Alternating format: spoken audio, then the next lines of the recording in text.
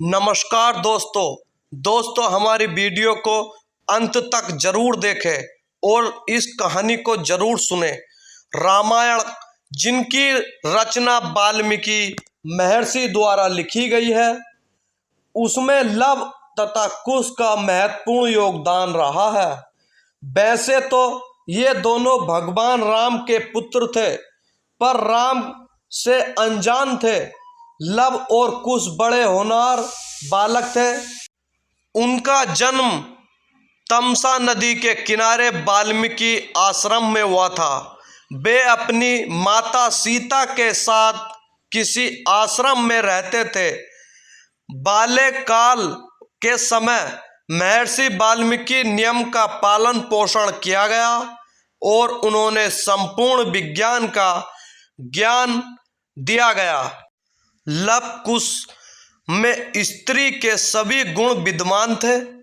छोटी सी अवस्था में वस्त्र चलाना सीखा और पाठशाला में महत्वपूर्ण उन्होंने शिक्षा ग्रहण की।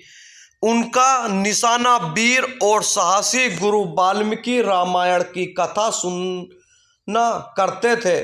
उन्होंने रामायण की कथा कर ली थी। रामायण की कथा का कार्यक्रम था। एक दिन सीता के आश्रम के बाहर कुछ और सुना तो उस तरफ दौड़ी। रास्ते में कुछ मिल गया। उन्होंने बताया कि आश्रम में एक सुंदर सा घोड़ा आ गया है। उसे हमने पकड़ लिया है और एक पेड़ से बांध दिया है।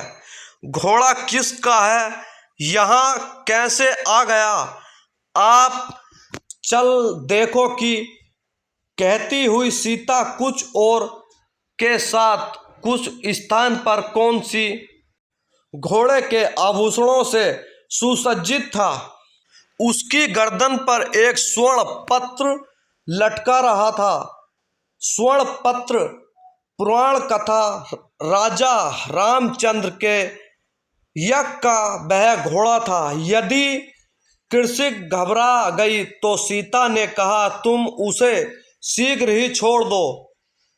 लव ने कहा, हम इस घोड़े को नहीं छोड़ेंगे, यह बहुत सुंदर घोड़ा है। तुम नहीं जानते इसके पीछे क्या लिखा है और क्या राज है। सीता ने कहा, क्यों नहीं छोड़ोगे, हम ऐसे पकड़ा है और हमारा है। कुछ बोला सीता ने, छोड़ दो, नहीं तो हम यूं ही करती रहेंगी। और सीता धर्म लेने के लिए चली गई। क्या पिता पुत्र में युद्ध होगा। सीता अज्ञात होती है, क्या है हमारा है, कौन सी बात करते हो बालक, यह कोई खेल नहीं है। अरे यह तो राजा राम के आश्रम यज्ञ का एक अशुभ है, इसी को पकड़ सकता है। जो राम से युद्ध करने के लिए तैयार है। तुरंत ही कुछ उत्तर नहीं दिया और दिशा में क्या देखा है रे सैनिकों को बालकों की बात सुनकर बाल लगी और वह घोड़े को छोड़ने के लिए कहते रहे। कुश ने उसे देखा और कहा, सैनिक, हम नहीं चाहते कि हमारे बालों से मारे जाओ, इसलिए घोड़ा खोलने का प्रयास मत करना, चुपचाप लौट जाओ। सैनिक नहीं माना। लव कुश ने युद्ध के लिए ललकारा। सैनिक ने लव कुश पर एक बाण छोड़ दिया। लव ने बाण के 2 टुकड़े कर दिए। दोनों ओर से घमासान युद्ध होने लगा। अंत में लव कुश ने सैनिकों को हरा दिया और उन्होंने सैनिक के दोनों हाथ पीछे बांध दिए और उन्होंने कहा, जाकर के सेनापति से कहो कि सेना लेकर लौट जाएं और किसी दूसरे घोड़े का प्रबंध कर लें।